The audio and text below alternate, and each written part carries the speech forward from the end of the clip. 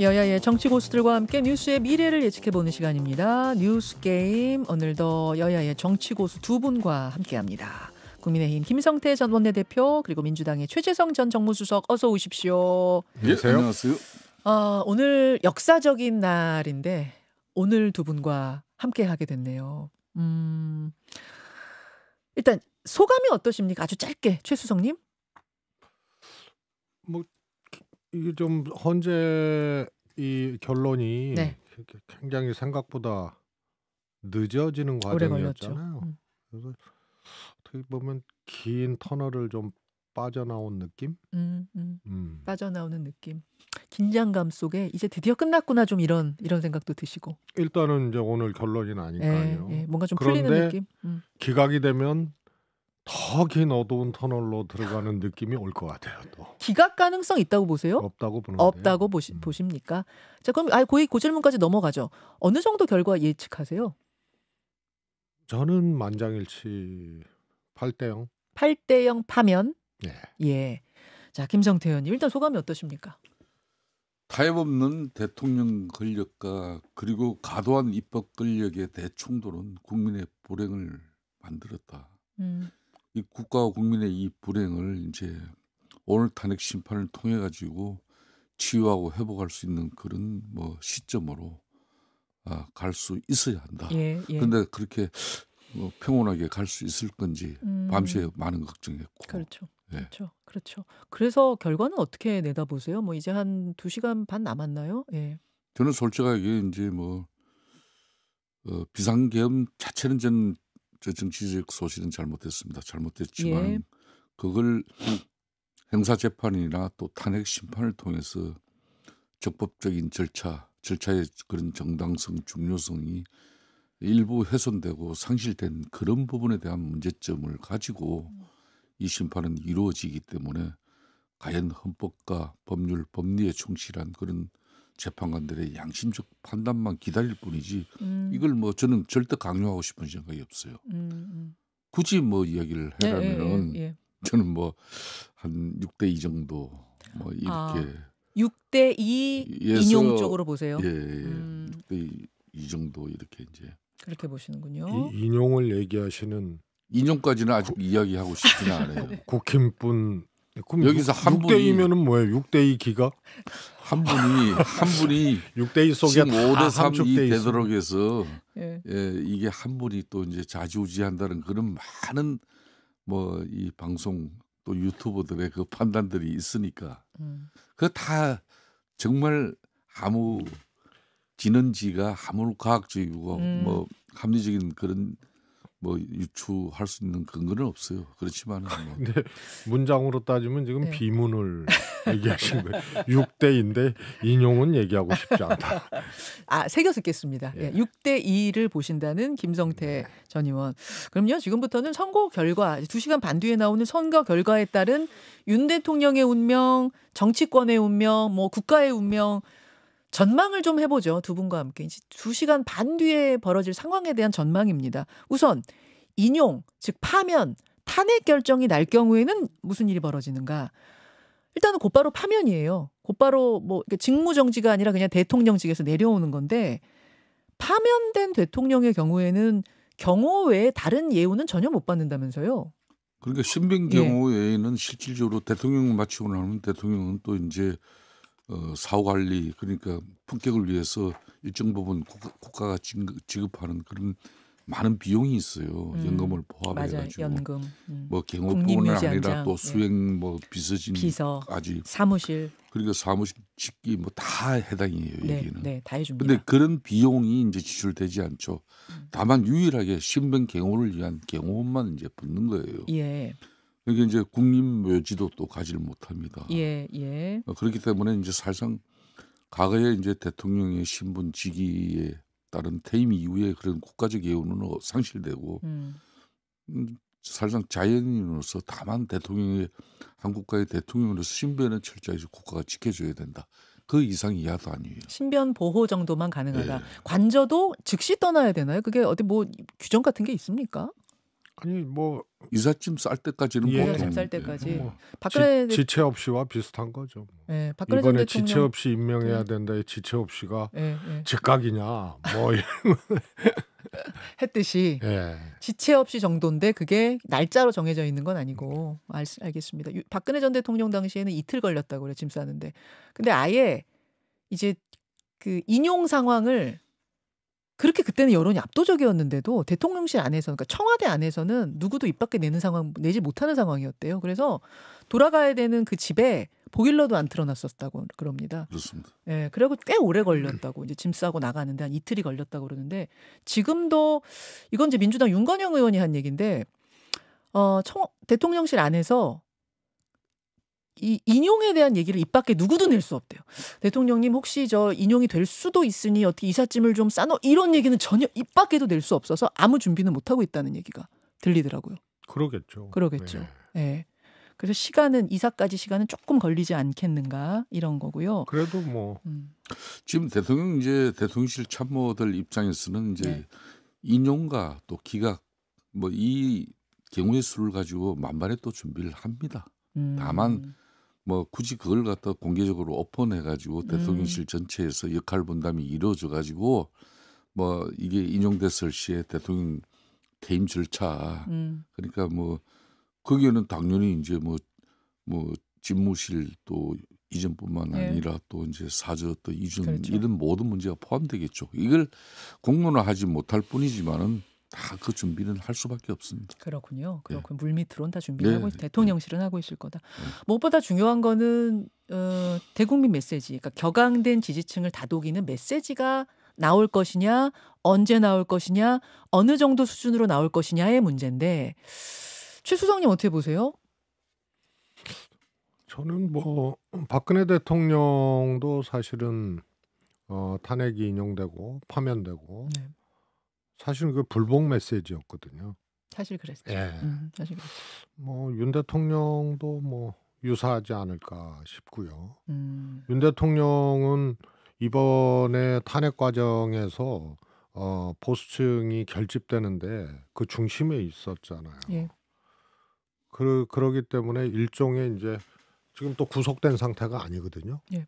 박근혜 대통령은 파면 이후에 이제 또 구속됐고 그래서 소위 말해서 윤석열식 정치가 저는 이어질 가능성이 있다고 봐요. 지금은 사실은 석방 후에는 굉장히 조용한 행보 보이고 있는데 그건 뭐 이제 헌재 판결이 안 났으니까 판결 나자마자 선고 근데 나자마자 파면이 달라질 되면 거다. 이제 정치적 실체로 지금 있는 거예요. 근데 음. 구속 취소까지 돼가지고 저는 파면이 되더라도 소위 말해서 이제 승복 뭐 이런 메시지가 아니고 불복 메시지를 내고 정치적 영향력을 이제 갖고 가기 위한 수순들을 놓지 않겠느냐 이렇게 보여지고요. 플레이어로 움직일 것이다. 저는 뭐 이미 그렇게 됐다고 봐요. 그렇게 보세요. 그동안 보기 어려웠던 장면들이 이번 과정에서 보수층 결집이라든가 극우 폭력적인 주장들이 오히려 국민의힘이 거기에 올라타 버리는 이런 그 중심에 윤 대통령이 있었던 거거든요. 그래서 정치적 실제로 지금 현존하고 있다. 우스갯소리처럼 이제 나오셨던 패널들이 한 얘기긴 한데 윤 대통령이 국민의힘 전당대회에 나가는 거 아니냐. 그 정도 플레이어로 뛰는 거 아니냐라는 얘기가 나오기도 했었어요. 아니 그러니까 국민의힘도 만약에 파면되고 조기 대선이 되면 대통령 후보를 내야 될 거 아니에요. 근데 누구도 지금 상황에서 파면된 윤 대통령하고 손절하거나 윤 대통령을 공격하고 후보가 되기 어려워요. 그러기 때문에 정치적 영향력이 유지가 되는 거고 그러면 조금 더 길게 보면은 지금 내란죄 형사재판 받고 있잖아요. 네. 그러니까 정치적 영향력이나 이런 것들을 갖고 있어야 이후에 윤 대통령이 현 대통령이 아니고 현실 정치인이 아니더라도 이번에 만들어진 이 정치적 흐름 이 속에 실제했던 윤 대통령의 영향력이 유지가 돼야 그 이후에 또 자기 또 전망들을 아하. 또 모색할 수가 있다. 그런 의미에서 저는 아. 승복 뭐 이런 메시지는 기대 안 하는 게 좋다. 아, 뭐 전당대회 출마까지야 우스갯소리일 수 있지만 최소한 형사 재판을 받아야 되는 상황에서 지지층 결집은 계속 필요하다는 얘기고 그렇습니다. 그러면 이번 승복 대선 메시지 못 낸다. 과정에서부터 손절 내주는 예. 윤 대통령 이 공격 이런 거는 국민의힘 대통령 후보들 경쟁 과정에서는 나올 수가 없는 거예요. 알겠습니다. 김성태 의원님 어떻게 보세요? 그 메시지, 대국민 메시지. 그렇습니다. 박근혜 대통령 당시에도 이제 3일 만에 메시지가 나왔죠. 박근혜 대통령 입장에서는 그래도 사실상 그 탄핵 심판의 결과를 올곧이 수용하고 또 자신의 책임이고 물론 마지막에 이제 진실의 문제를 조금 이제 여지를 뒀습니다만 예. 그리고 박근혜 대통령은 사실상 그때 집권당인 새누리당의 정치적 부담을 전혀 주지 않고자 했어요. 그래서 그런 부분이 이제 국민통합이나 또 승복의 이 메시지가 박근혜 대통령 입장에서는 그렇게 강한 메시지는 안 했지만은 뭐 그래도 이제 뭐 선거 당일에는 4명이 이렇게 목숨을 잃고 네. 또 한 70여 명 가까운 그런 부상도 나왔죠. 네. 그런 정도였는데 그렇지만 이제 빠르게 안정을 찾았어요. 그런데 이제 윤석열 대통령 같은 경우는 이제 헌재 심판 과정에서도 그렇고 지청을 또 문제는 여기는 또 체포영장 그 집행 과정에 충돌이 있었잖아요. 있었죠. 일정 부분. 예. 그러니까 아주 강경 그 지지자들 그 목소리가 지금 사실상 국민의힘 지금 이제 당 분위기까지도 압도하고 있다고 해도 그렇죠. 과언이 아니거든요. 그렇죠. 예.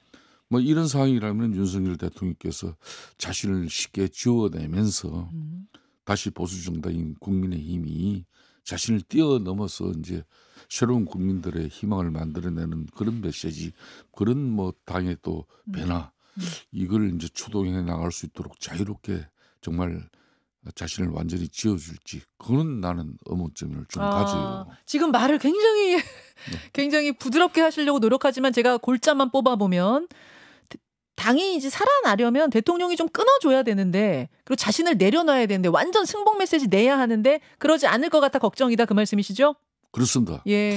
근데 박근혜 대통령은 탄핵되고 그 3.15 메시지가 뭐 그런 거 있잖아요. 뭐 훗날 뭐 진실이 알려질 거다. 밝혀질 예. 거다. 좀 억울하다 정도였어요. 뭐 내가 예. 다 짊어지고 예. 가겠다는 예. 식의 메시지였는데 윤 대통령은 훨씬 더 이 뭐라 그럴까요? 액티브하고 공격적인 메시지를 낼 거예요.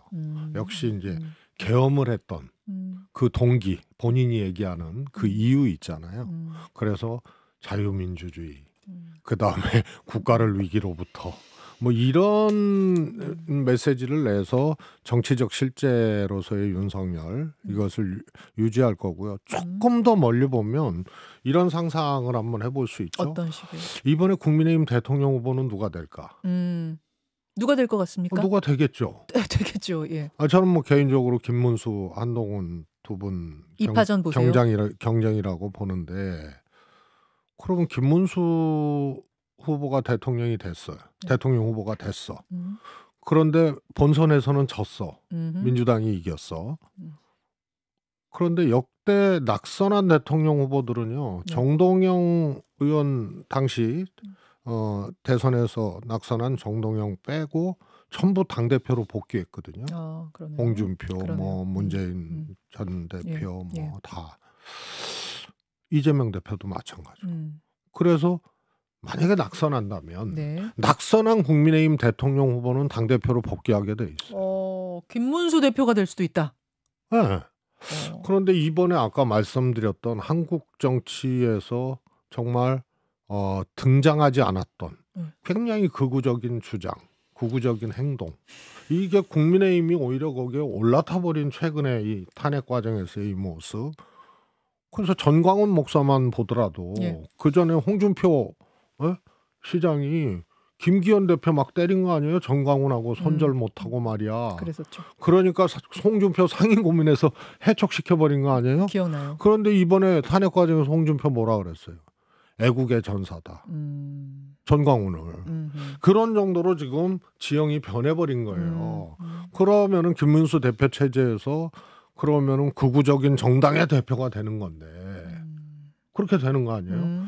그러면 이걸로 과연 지방선거, 뭐 그 뒤에 선거, 이번 보궐선거에서 입증됐지만은 참패한 거 아니에요? 그래서 아예 그냥 그런 강경 극우 속에 가다 버리니까 정상적인 선거를 통해서 집권해야 되고 선거를 통해서 국민에게 권력을 위임받아야 되는 정당으로서 이거는 거의 그냥 존재 가치가 없어져 버리는 거예요. 자, 정리하자면 조기 대선 국면이 치러지고 거기에서 만약 김문수 장관이 당 최종 후보가 되면 대통령 되냐 마냐 문제가 아니라 어떤 당의 색깔, 운명, 대선 후에 있을 뭐 지방선거, 총선 다 줄줄이 어떻게 될지가 그려진다 이 말씀이세요. 그리고 한동훈 대표가 만약에 대통령 후보가 돼서 낙선된다 그러면 그 반대의 현상. 그다음에 정치적 실제로서의 윤석열이 존재하고 있고 이러니까 아마 국힘 최초로 노선과 이념 이거를 놓고 극단적으로 대립하는 당내 상황들이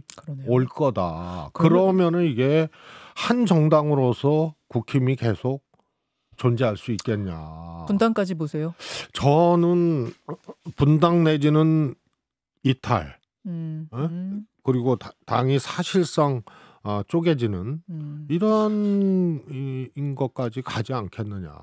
지금 굉장히 많이 내다보셨어요. 굉장히 멀리까지. 아니 제가 한 번에 가만히 저게 수습이 안 돼요. 김영근님 제가 가만히 듣다 보니까 정말 이럴 때 가관이라고. 아니 아무리 남의 당 뭐 정치하시는 분이지만은 민주당이 많이 겪어봤거든요. 아무리 남의 당 이야기하는 거지만 또 지금 다루는 주제가 인용 시와 또 기각 시 다음은 기각을 다룰 거 아닙니까? 그렇습니다. 뭐 나는 그래도 뭐 한 6대2 정도이지만 내 실질적인 희망은 5대3 정도로 나는 뭐 그래도 우리 보수 진영의 그 희망과 바람을 그런 정도 나는 양심적으로라도 이야기하지만 자신은 무조건 8대0이다 그러고 그리고 상대당은 뭐 분당되고 심지어 윤석열 대통령이 또 뭐 당권의 중심에 설 수도 있다 그러고 별 억측을 다. 자, 그럼 김성태 의원께 기회 드리겠습니다. 기각이 됐을 시 오늘 만약 기각 혹은 각하 이렇게 됐을 시의 상황들 어떻게 전망하세요? 대통령직에 이제 즉시 복귀를 하면은 사실 그동안 저는 뭐 복귀인 나름 프로젝트도 준비가 됐다고 봐요. 복귀 프로젝트. 네, 그러니까 이제 오늘 탄핵 심판 결과를 아까 성복의 이야기를 했지만은 국민통합과 또 성복의 이 메시지를 지금 현재 민주당 이재명 대표가 저는 내지 않는다고 봐요. 그렇게 요 며칠간에 지금 많은 언론과 또 정치 종교계에서도 이렇게 통합 성복의 메시지가 중요하다고 이렇게 막 압박을 가하지만은 절대 이재명 대표 그 입장 지금 초질간 내지 않고 있고 되려 참모들 최고위원들이 이거는 만일 흔히 말하는 인용 결과를 탄핵 심판에서 결과를 내지 못하면은 이거는 불복할 수밖에 없다. 이건 엄청난 사회적 혼란과 갈등을 이미 그냥 전제한 인용의 현재 압박이에요. 그러면은 지금 민주당 분들은 모두 다 8대0 말씀하시고 굉장히 자신감 있는데 걱정도 한편으로 하고 있어서 그렇다고 보시는 거예요?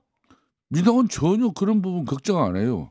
다만 인용이 안 되고 기각 내지는 각하됐을 시에 자신들은 이제 또 그러면은 통치 권력이 또 이런 계엄을 언제든지 해서 정치 권력을 무력화시키고 언론을 또 잠재우고 이렇게 하고 철권 통치를 갖다 해나가는 그게 대한민국 민주주의냐.